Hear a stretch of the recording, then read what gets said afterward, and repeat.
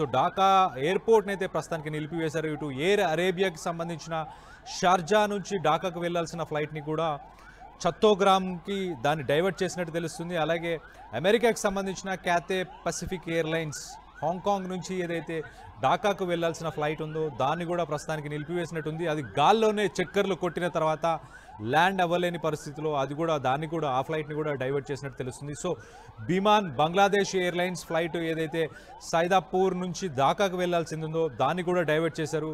US Bangla airlines దాన్ని కూడా divert చేసినట్టు తెలుస్తుంది. సో మొత్తం మీద ఢాకాకు సంబంధించిన ఎయిర్పోర్ట్లో ఫ్లైట్లు ల్యాండ్ అవ్వడానికి కానీ టేకాఫ్కి కానీ ఎటువంటి అనుకూల పరిస్థితులు లేకపోవడంతో ప్రస్తుతానికి ఎయిర్పోర్ట్ ఆపరేషన్స్ అన్నిటినీ కూడా నిలిపివేశారు. మనం ఆ ఇమేజెస్లో చూడొచ్చు ఆ పొగ ఎంత దట్టంగా ఎంత పైకి ఎగిసిపడుతుందో. మధ్యాహ్నం పూట ఒక డే టైంలోనే ఇలాంటి విజిబిలిటీ లేకపోవడంతో మొత్తానికైతే ఎయిర్పోర్ట్ ఆపరేషన్స్ ఆపారు.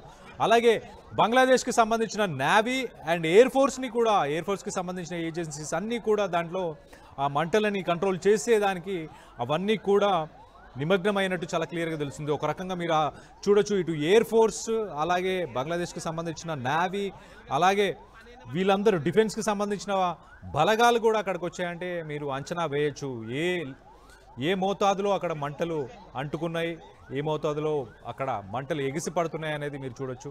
You are watching highly disturbing visuals. Viewers discretion is highly advised. You are watching highly disturbing visuals. Viewers discretion is highly advised.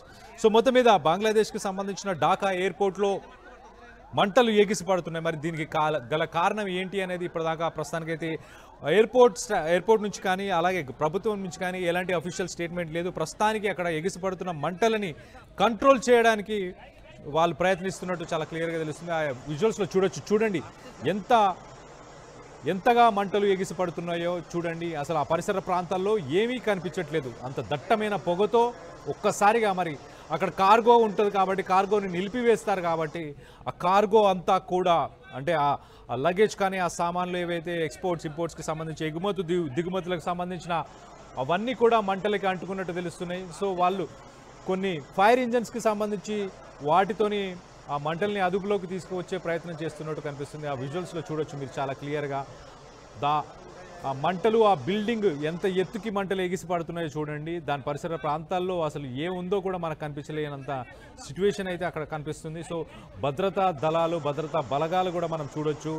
వాళ్ళందరూ కూడా ఆ పనిలో నిమగ్నమై ఉన్నట్టు తెలుస్తుంది. సో దాన్ని ఎలాగైనా కంట్రోల్ చేస్తాము అని చెప్పేసి వాళ్ళైతే ఒక ఛాలెంజింగ్గానే తీసుకొని చేస్తున్నట్టు చాలా క్లియర్గా తెలుస్తుంది. కానీ ఒక్కసారిగా ఢాకా ఎయిర్పోర్ట్కి సంబంధించిన ఆపరేషన్స్ ఈ మధ్యకాలంలో మనం చూస్తే ఇటు బంగ్లాదేశ్ ఆర్థికంగా కూడా చాలా వెనుకబడిన పరిస్థితిలో ఉన్న సమయంలో ఇప్పుడు ఎయిర్పోర్ట్ చాలా ఇంపార్టెంట్. ఒక విదేశాలకు రాకపోకలు అలాగే ఎగుమతులు దిగుమతులకు సంబంధించి కేంద్ర బిందువు అని చెప్పుకోవాలి. అలాంటి ఇంటర్నేషనల్ ఎయిర్పోర్ట్లో ఇలా మంటలు ఎగిసిపడాయి. You are watching highly disturbing visuals. Viewers discretion is highly advised. You are watching highly disturbing visuals. Viewers discretion is highly advised. ఒక్కసారి మనం చూస్తే కనుక దట్టమైన పొగ చూడండి.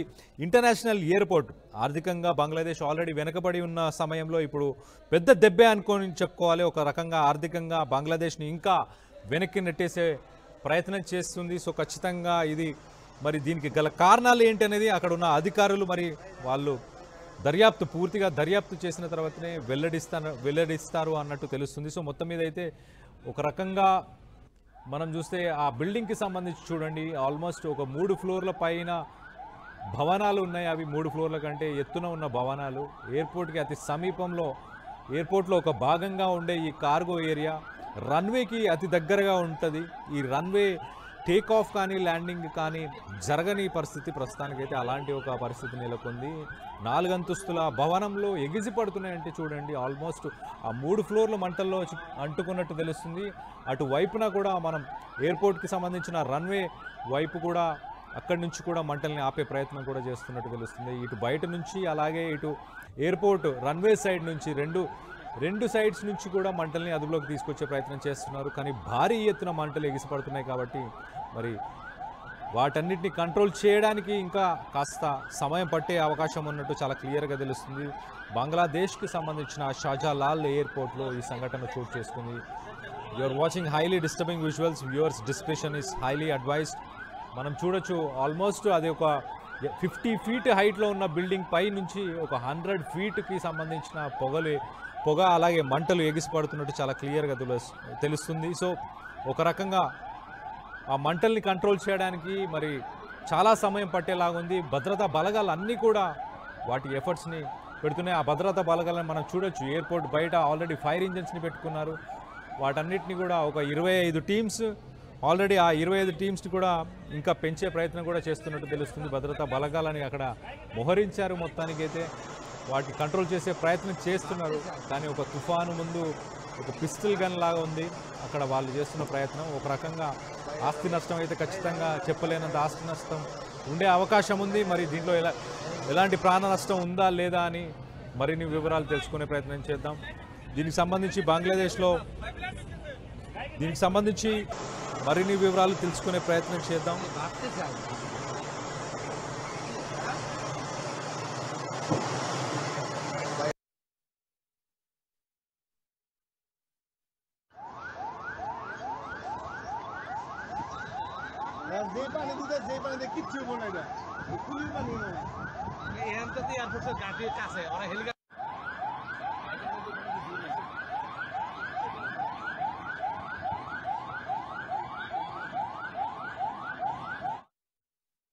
ఈ తరుగు కన్నా ఎక్కువ ఇస్తే మీరు కష్టపడి సంపాదించిన డబ్బు